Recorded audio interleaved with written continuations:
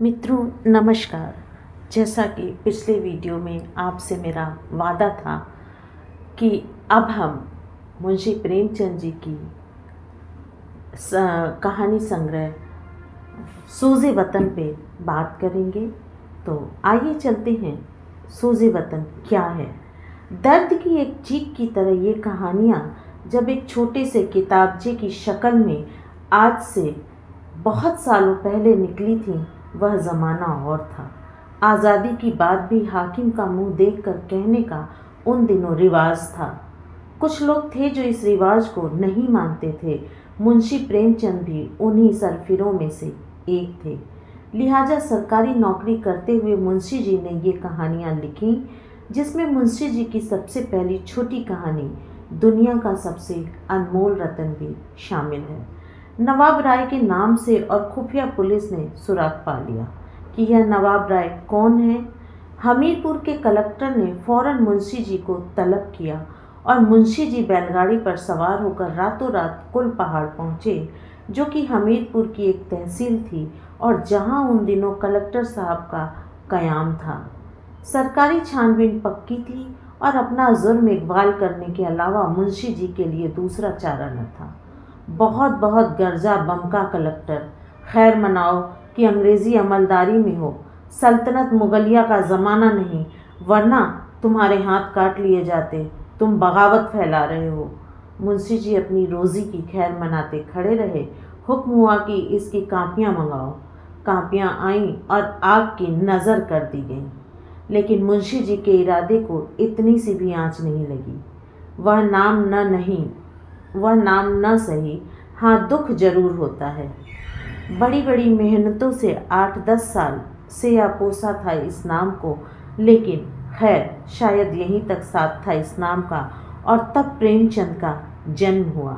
जैसा कि हम देखेंगे, इन 5 कहानियों में से 4 हिंदी के लिए बिल्कुल नई हैं और 5वीं यह मेरी मातृभूमि है भी कुछ बदले हुए चोले में पेश की गई, जो असल के ज़्यादा करीब है।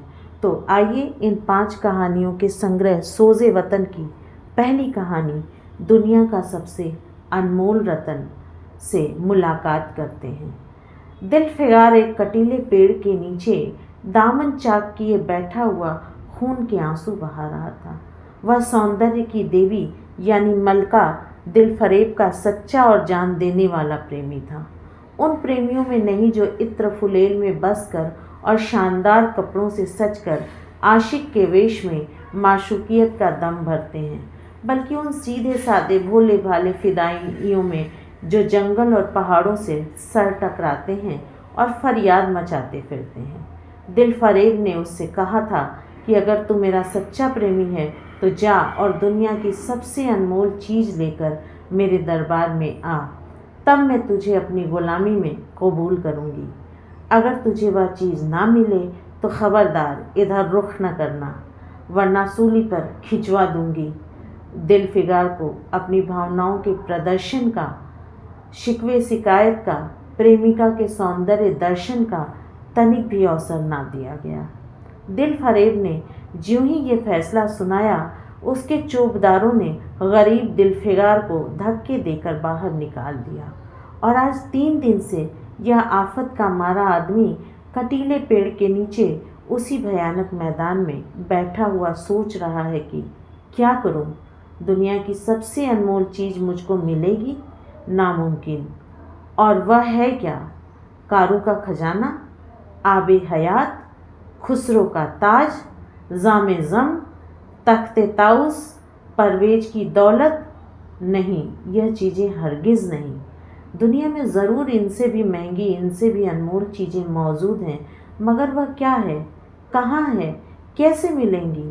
या खुदा, मेरी मुश्किल क्यों कर आसान होगी? दिलफिगार इन्हीं ख्यालों में चक्कर खा रहा था और अक्ल कुछ काम न करती थी। मुनीर शामी को हातिम सा मददगार मिल गया। ए काश कोई मेरा भी मददगार हो जाता। ए काश मुझे भी उस चीज़ का जो दुनिया की सबसे बेशकीमती चीज़ है नाम बतला दिया जाता। भला से वह चीज़ हाथ न आती, मगर मुझे इतना तो मालूम हो जाता कि वह किस किस्म की चीज़ है। मैं घड़े बराबर मोती की खोज में जा सकता हूँ। मैं समुंदर का गीत, पत्थर का दिल, मौत की आवाज़ और इनसे भी ज़्यादा बेनिशान चीज़ों की तलाश में कमर कस सकता हूँ। मगर दुनिया की सबसे अनमोल चीज़ यह मेरी कल्पना की उड़ान से बहुत ऊपर है। आसमान पर तारे निकल आए थे। दिल फिगार यकायक खुदा का नाम लेकर उठा और एक तरफ को चल खड़ा हुआ। भूखा प्यासा, नंगे बदन, थकन से चूर, वह बरसों वीरानों और आबादियों की खाक छानता फिरा।